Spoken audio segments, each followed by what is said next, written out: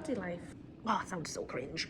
We are made up of myself, my partner Jack, and our 2 kids, Lewis and Holly. Lewis is 10, Holly is 3. We recently moved from Northumberland in the UK to Perth, Australia. And today in this video, I am going to break down to you how much it has cost us to move from one side of the world to the other as a family of 4. So we got asked a lot why we moved or why we were wanting to move. And truthfully, we hit a bit of a rough patch trying to balance everything back in 2023 between the kids and school and work and just spending actual time together. It seemed to be few and far between. So we decided to take a 3-week try-by trip to Australia. We came to Perth to reset and spend some really good quality time together. I actually lived in Perth when I was 10 until I was about 15. So I got my Australian citizenship then when I lived here with my parents. So the idea of coming back with my own family was something that was a real possibility. If you watch our try-by videos on here and follow us on TikTok, there is any amount of videos there. We did an amazing road trip from Perth up to Monkey Maya, which nobody else vlogged on YouTube apparently. They only cared about keep going further north. Watch it, and it is something that you must do if you come to Perth. So as soon as we got back to the UK, we listed our house up for sale. We started downsizing as much as possible, and we began the very long process that it was to finally move to the other side of the world. Selling the house took a lot longer than we thought it was going to. It took 14 months to sell our beautiful house. It was just due to the market being really tough. It still is right now in the UK. Anybody that's looking to come over now and has the house up for sale, I feel for you. So we handed over the keys in March 2025. It got listed in January 2024. Luckily, once we handed the keys over, we were able to stay with family, so we didn't have those costs of, going in a hotel or an Airbnb or anything like that. Unfortunately, it broke our hearts, but we did lose our Missy before we handed the keys over to the house. So Missy hasn't come with us. But if you do have pets, that is another massive cost. Missy was going to cost us about £6,500 to bring her over, and that doesn't include any of your vet bills, such as blood tests and vaccinations. Australia is really tight on that, so bear that in mind as well. Citizenships and passports for the kids. Because I am a citizen, I could apply online on the imi.gov.au website for the kids to get Australian citizenship by descent, so it passes down to them. The cost for that was $370 for the first child, so Lewis, and any subsequent children or siblings, sorry, after that are a discounted rate. So Holly was $150. So in total, I've got it written here, so I've got the figures. So in total, that was roughly about £255. You have to pretty much prove that your kids belong to you, and that you have citizenship to give them. After that, we travelled down from Newcastle to London to Australia House to get our Australian passports. They are some of the most expensive in the world, if not the most expensive in the world. An adult's 10-year passport is $412. A child's 5-year passport is $208 each, plus the overseas surcharge for applying outside of Australia, which we were. That was additionally $184 for my adult passport and an extra $90 each for the children's passport. So in total, it was $1,192, equates to roughly, say, $550 for argument's sake. And then on top of that, we had, the train fare, the hotel, the taxis, and we needed new photos took as well, which was £60.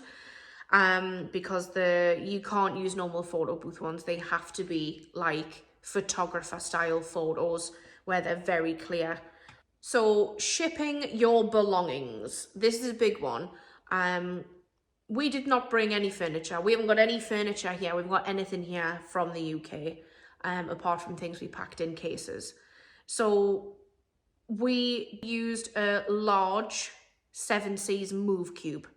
We put the essentials in, keepsake, stuff that was pretty much brand new that the kids couldn't part with, things that made sense. Bikes, we've got some cheap mattresses for now for the kids because theirs are coming over from England, they were really expensive. They were all wrapped and cleaned and everything, so you can bring that. So that large move cube was £4,454. Visas and legal requirements. Jack got his police check, a fast track police check. It's an acro police check that you need. That was £121 and he got that within like 2 days, I think. His partner visa, because the visa he is using is a de facto partner visa. He is joining an Australian citizen in Australia to stay permanently. That is roughly around $16,000. That includes the visa fee, which is near enough $10,000 now. It has went up quite a lot from when we first looked into all of this. Agent fees and a medical. Finding a rental, finding somewhere to live. Oh my goodness. If you use a relocation agent, make sure you ask them specifically what each item needs to have on it, so you aren't back and forwards annoying your manager saying that's not right, could you do it again, when they are themselves pretty busy. We were so lucky we actually got the first house that was viewed and the landlord was happy to have us, so we just said yes. We said yes, apply on our behalf. That's my dishwasher. Next on the list was flights and getting here. Our flight, we flew with Emirates. Posh, not really, they're just amazing, and it made sense. There's 4 of us, 2 adults, 2 kids. We needed 4 seats together because I did not fancy being stuck with both kids on my own on the first flight and then Jack just be asleep in the next aisle. So our flights for the 4 of us, Holly is 3, so she doesn't fly for free anymore. She has her own seat. They were £3,200. Extra luggage and suitcases weren't an additional cost, but we didn't own any suitcases. We borrowed everybody else's when we used to go on holiday. So that was like £300 I paid for 4 cases. We got given one by my mum's friend Paul, which was lovely.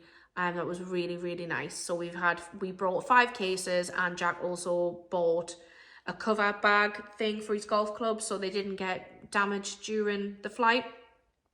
So that added a little bit on as well, but we weren't charged any extra baggage. If you are emigrating, your visa is attached to your passport, so the airline will see that. I think your baggage is unlimited.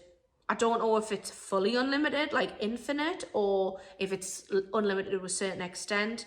But I remember when I moved all those years ago with my parents, they had 9 bags full to the brim. Might have changed since then, I don't know. And we also needed to cover the cost of a rental car. That was like £600. Pounds? I think. So we got well ripped there. But we paid extra for a car seat and stuff as well, because we left Holly's car seat behind in England, because they're all different here. The chances of you having a UK car seat and then being legally allowed in a car over here is pretty slim.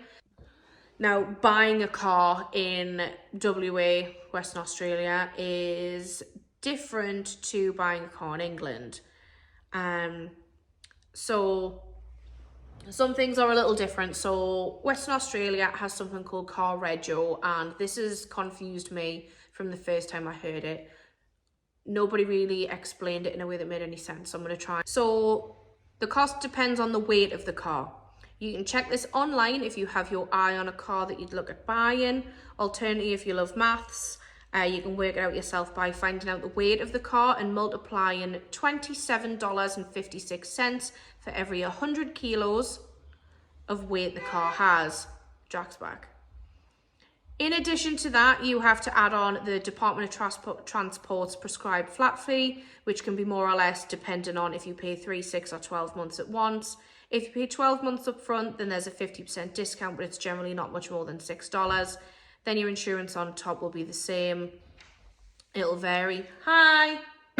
And then you've got stamp duty that you pay on top, which varies on the value and the type of vehicle that you have. Transferring your driver's license costs $63.50, so roughly about £33. So to sum it up, for the basics, not including furniture, fuel, uniforms, food shopping, or even a toothbrush, it has cost us roughly around £40,000 to get here from the UK to Perth, Australia as a family of 4. But everybody's pathway to get here is different. Ours might be different to yours. So you need to look into visas, how long it's going to take, costs for your visas, which ones you are eligible for. Really do your research. Use the imi.gov.au website for everything that's up to date information wise, and then a little bit later down the line when both kids are in school, we'll be able to do another video covering school fees, daycare fees, and the real genuine cost of living for your house in Perth once we're properly settled. If you are planning a move like this from one side of the world to the other, I hope this has helped a little bit. Idea of costs, a bit of a clearer picture of what it's actually like. If so, make sure to subscribe if you don't already.